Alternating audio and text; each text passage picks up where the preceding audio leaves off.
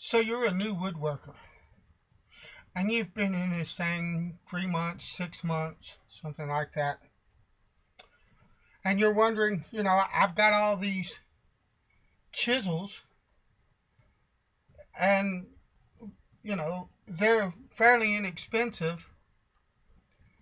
Do I need to upgrade my chisels? I see on the forums all the time, newer sort of guys will come on and say, well, I have a set of like, this is an old one, but the newer Marples chisels, or I have a set of these these Stanleys like this. Uh, and I'm thinking about upgrading my chisels and what's a good chisel to upgrade to, and they'll get 2 dozen answers, and nobody's taking into account one of the most important things when they answer uh, a question like this is, what kind of tools does this guy sharpen with? Because a lot of the newer chisels that a lot of people recommend, Lie-Nielsen, Lee-Valley, uh, uh, they're modern steels, and they don't sharpen really well with traditional sharpening methods. Diamond plates are pretty much standard for those kind of tools. If the guy goes out and he buys uh, a set of Lie-Nielsen chisels and gets rid of his chisels that are working for him, and then he goes to try to sharpen those Lie-Nielsens on this stuff, that, good luck, buddy. You'll be sharpening for a long time before you see any results. So that's one. And another is, you have to understand, as a beginner, see, these are pretty much the chisels that I use, and I consider myself a beginner. I've been going into this a year probably, and now I've been building guitars with wood, working wood for 10 years. But I haven't been doing a lot of hand work. It's all been machine.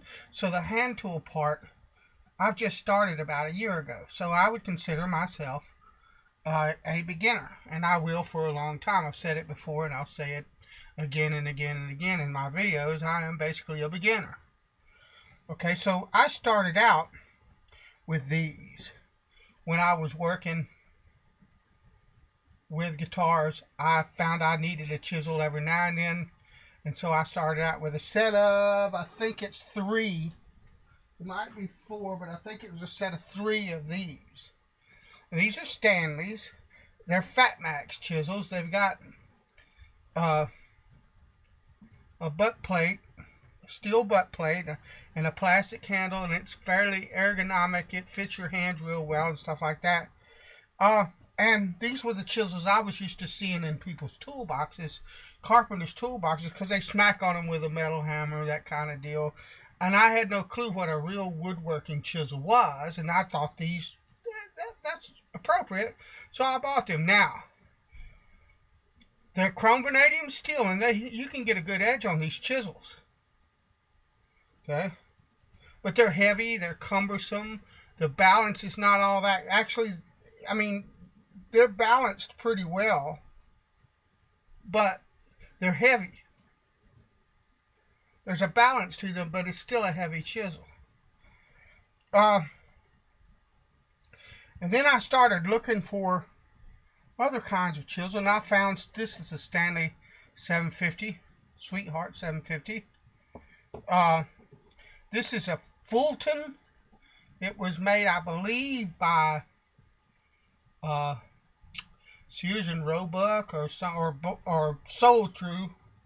I might be wrong. It might be yeah, I believe it was Sears and Roebuck, but they're made in Germany. I don't know if you can read that stamp, but they're stamped Germany. They're a good quality vintage tool. Okay, but the thing about all of these, and then I've got this Aldi's chisel. I've not used these Aldi's chisels yet, but they come with a good reputation. And I have, this is a big one, it's an inch and a half. I haven't used this particular chisel yet, but this is a Harbor Freight chisel. And I put an edge on 4 of these chisels. It comes in like a 6-piece set or an 8-piece set. I can't remember which. But I put a really nice edge on them, and as long as I do my part to use a strop regularly and stuff like that when I'm working, they hold a good edge for the work that I'm doing in soft woods, pine, stuff like that, poplar, and they work well. Right? People will tell you they're junk, and they'll turn their nose up on probably half of the chisels that are in this pile. That's all right. Doesn't matter to me because I know they work for me. And here's the thing. Woodworking now is just like every other hobby that you're going to find today. People are going to extremes. They want the best of the best. Look, if you make your living woodworking, it pays to have really fine tools. I'm not saying that, okay?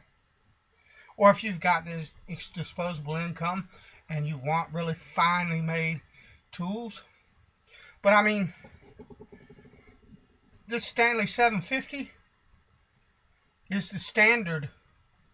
Even the modern chisels, the Lee Nelson, the Lee Valley, they're patterned after this chisel. Now, it's arguably better steel. What I would say is it's a more modern steel, and it depends on what you're doing and what you prefer, whether or not that means it's a better steel. Because all of this is subjective.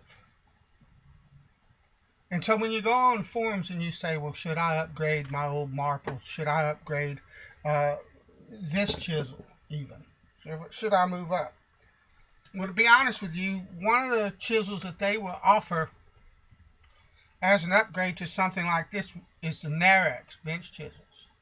If you look at this chisel, you look at the handle and the design, and this is chrome vanadium steel. You look at it, the specs are real similar. Now, I'm not saying that I don't know what the steel in the Narex is. I believe they're chrome vanadium, but I could be wrong. The Narex have a really good reputation for holding an edge and all of that, but visually, except for maybe the color of the handle, that's really similar. There are guys on the forums that use this chisel. This is the Aldous chisel in particular that will tell you that they take a fantastic edge and hold it really well, and there's everything you could think of that they would need for a general purpose chisel. So what I'm getting at is you'll have, if you come on the forums and you ask that question, should I upgrade? 50 guys will jump in and say, yeah, get this, or get the Lee Nelson, or get the Lee Valley, or buy a set of Ashley Isles, or whatever. Very rarely there'll be one guy that says, wait a minute, you're a beginner. What are you sharpening them on? What are you using them for?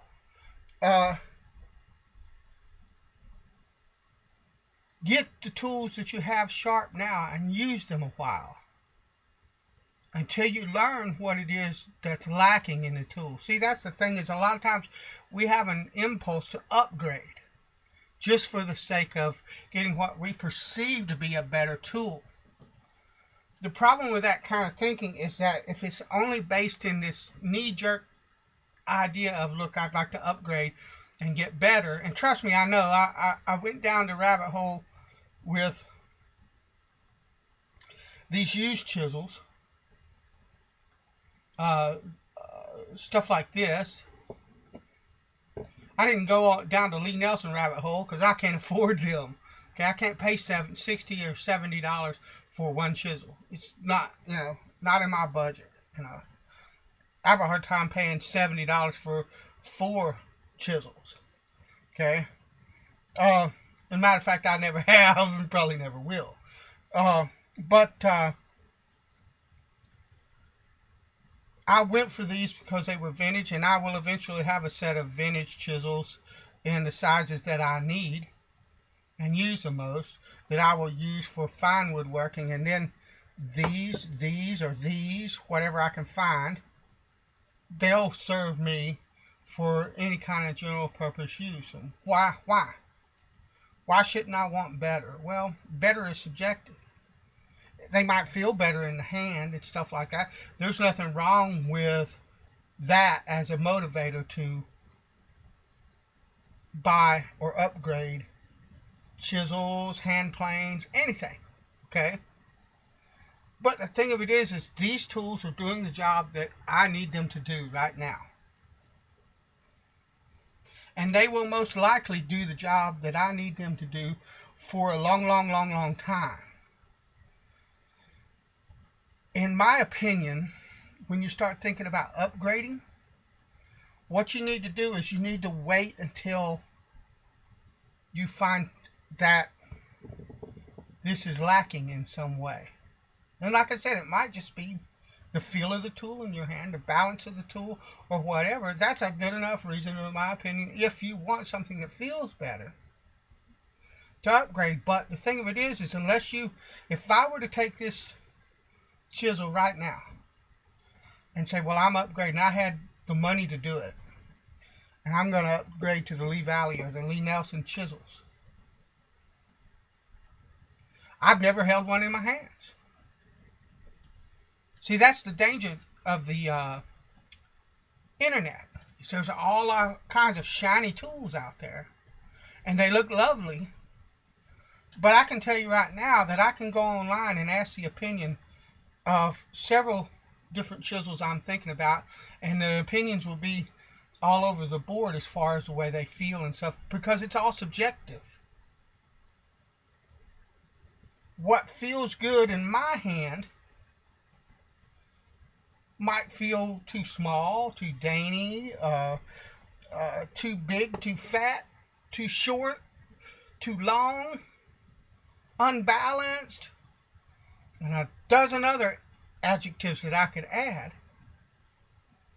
to you. So, just to try to save you from going down a rabbit hole and spending money that you might be able to take and spend in another way and actually benefit your woodworking, it's when you're considering upgrading anything, whether it's one of these or one of these or anything else, a saw, even when it comes down to something like clamps, anything, a mallet, a hammer, or when you're considering upgrading tools, you should first of all wait until you really know what you're looking for in that tool. I mean, down to the fine detail, instead of just throwing money at a new tool because it's nice and shiny and everybody says it's the next best thing to slice bread, but you've never actually held it in your hands. You don't know. You're going off everybody else's recommendation. Wait until what you're using lacks in some way. Wait until what you're using is not doing the job you need it to do anymore. Then upgrade. I think you'll be better off. You'll grow faster as a woodworker, and you'll have a lot more fun. All right. God bless you. I'll talk to you later.